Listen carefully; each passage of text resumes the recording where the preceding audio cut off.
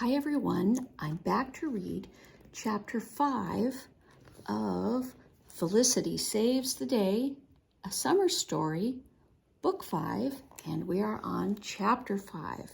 This chapter is called Penny Saves the Day. Felicity did not stop to saddle Penny. She slipped the bridle over Penny's head, led her from the stable, climbed up on the pasture fence, and swung herself onto Penny's back. Then she leaned forward and whispered to Penny, "This is not going to be easy, Penny, my girl. The footpath will be slippery in the rain, but you must help me find Ben. I know we can do it." The storm grew angrier and the rain fell harder as Penny carried Felicity into the woods. Wet branches waved around them wildly. They looked like long green arms warning, "Turn back, turn back." Felicity was blinded by the rain. She leaned low over Penny's neck and trusted Penny to find the way. Penny never faltered. Thunder crashed, making Felicity's heart jump. Lightning ripped the sky with sharp, wicked lashes. Through it all, Penny kept on in an easy canter, though the path was slick. Felicity knew Penny sensed her fear and urgency, but Penny was calm. It was as if she had turned all her willfulness and spirit to one task, helping Felicity find Ben. When they came to Philgate's Creek, Penny jumped over the churning water in one smooth arch. Felicity whispered to her, "That's my girl, that's my Penny." And then on through the rain they rode. Just past the turnoff for Sandy Point, Penny slowed. Felicity looked up and saw Ben scrambling into the woods, trying to hide. "Ben, stop!" she cried. "It's me." Ben turned. "Felicity," he gasped as Penny came toward him. "Why are you here?" "Listen to me, Ben," said Felicity. She took a deep breath, then spilled the whole story in a rush. "When I got back to Grandfather's, 2 men were there. They had seen Father's notice in the newspaper. They are after you for the reward. They said they'd be rough with you, and I believe them. They are on their way to Yorktown now. They are going straight to the ferry, so they would be sure to catch you and probably beat you and drag you back." Felicity leaned toward Ben. "Can't you see how dangerous and foolish this running away is, Ben? Wouldn't you rather face Father than those 2 men? Come back with me now. Come back, please." Ben shook his head. "I can't," he said. "That would be cowardly." Felicity was furious. She said just what she thought Grandfather would say. "You are a coward, Ben Davidson," she said. "It's cowardly to run away, to break promises, and to hurt those who need you and trust you. Now, will you come back?" Ben was quiet. He put his hand on Penny's back. She did not shy away. Then Ben said, "Will Penny let me ride her?" Felicity smiled. "She will if I ask her to," she said. "Indeed," Ben grinned. "It is hard to refuse you, Felicity Merriman." The wind had calmed and the rain was falling more gently as Penny carried Felicity and Ben back through the woods. It was as if the storm had worn itself out with its fury and was now tired and weepy. Felicity was tired too. She thought Penny must be as well, though the horse walked on at a steady pace. Felicity patted Penny's neck. What a fine, brave horse she was. Felicity had to leave behind her tiredness and gather all her bravery she could muster when she led Ben into the parlor to face Mother and Grandfather. Grandfather's face went white with anger when he saw Ben. His gray eyes were hard as gunmetal. He said nothing. But Mother stood and smiled a small smile. "Ben," she said, I am so glad you are here." "Ben has decided not to run away," said Felicity. "He has been hiding in the woods by the river. I've been helping him. I'm sorry. I knew it was wrong, but I had to. Today I showed him the footpath to Yorktown. But then those men came, and I was afraid they would hurt Ben. So I followed him, and Ben spoke up. Felicity convinced me not to go, he said. She brought me back. He glanced at grandfather and then said to mother, I'm very sorry I ran away. I indeed, said mother quickly. We will have time enough for apologies when Mr. Merriman comes. But now I dare say would be best for both of you to find dry clothes. Come with me. They were almost out the door when grandfather called, Felicity. Felicity turned around. Yes, grandfather, she said softly. The lad says 'twas you who convinced him to come back, said grandfather. I am curious. How did you do it? Well, said Felicity. She thought back over the things she had said to Ben. Then she remembered what had convinced him to change his mind. I just said to him exactly what I thought you would have said, grandfather. Huh, said grandfather. Did you indeed? He almost smiled. Go along then, he said. You're as wet as if you've jumped into the river. After an early supper, Felicity went to her bedchamber. She lay in bed listening to the night music the crickets and the frogs made.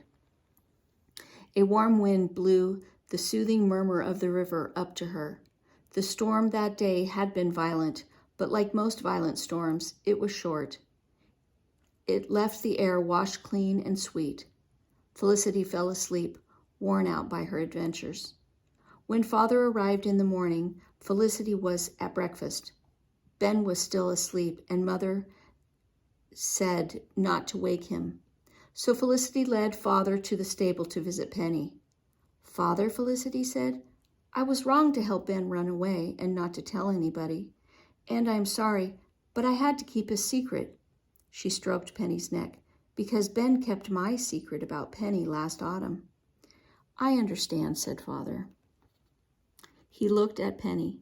Penny is a beautiful horse. You're glad to have her back, aren't you, Lissy? Aye, said Felicity. She hugged Penny, and I am glad she is safe from the likes of Mr. Nye. Everyone is safe from from Jiggy Nye for the present, said father. When I left Williamsburg, Jiggy Nye was in jail. Father looked at Felicity.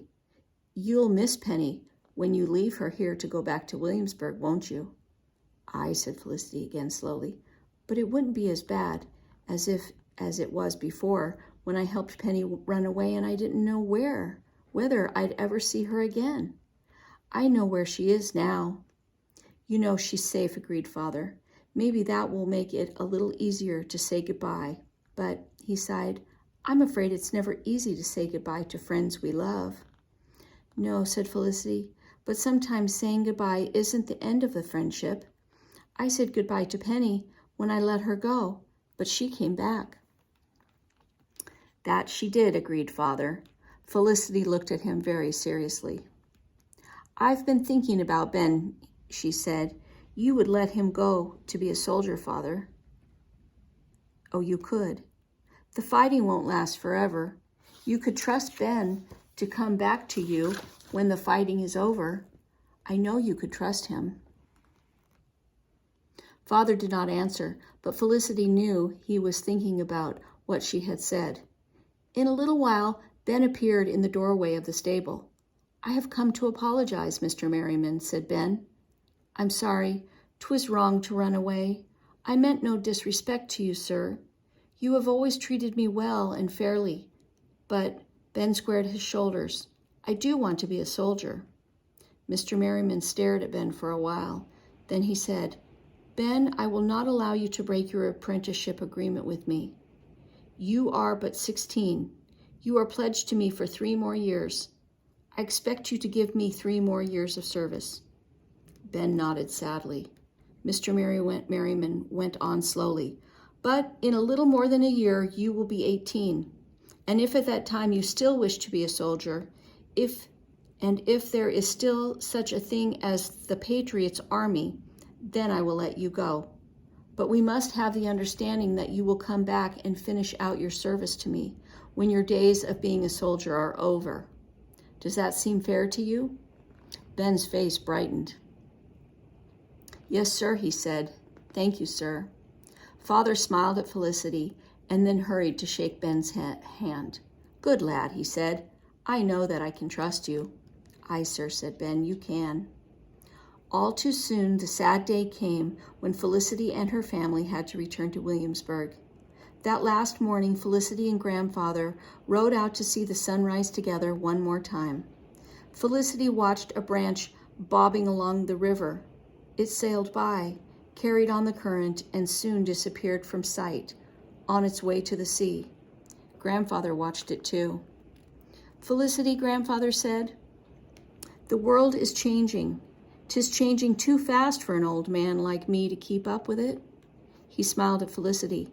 "But how can I mind growing older when I can watch you growing up, becoming a fine young lady, full of strength and wisdom and love?" Then Grandfather chuckled. "Indeed, many things are too fast for an old man like me," he said, "especially that horse of yours." "What am I to do with such a fast horse? I can't catch her, and she wouldn't let me ride her even if I could catch her. I think you had better take Penny back to Williamsburg with you. Your father tells me that Jiggy Nile is in jail, so she will be safe. Will you take good care of Penny for me?" "Oh, yes," Grandfather exclaimed Felicity. "Thank you, I will. Oh, I truly will." Felicity was trembling. She was so happy. "Very well, then," said Grandfather. He gathered up his reins. "Come along. You've a great deal to say goodbye to this morning." Felicity gave Penny a quick hug.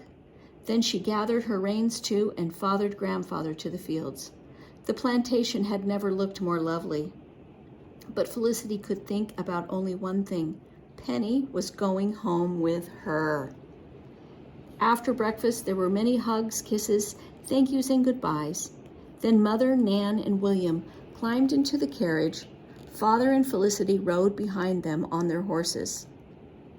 Felicity sat tall and proud on Penny's back. She wished she could gallop all the way back to Williamsburg. She couldn't wait to show Penny to Elizabeth. But just as they reached the end of the lane, Felicity stopped. She turned around and looked back. Grandfather was standing on the steps of his house, his arm still raised to wave farewell. He looked very small, almost lost in the shadows of the trees. "Wait for me, Father," said Felicity. She urged Penny to a fast canter and rode back to Grandfather. When she reached him, she ran and gave Grandfather one last hug. Felicity climbed back on Penny and hurried to join her family.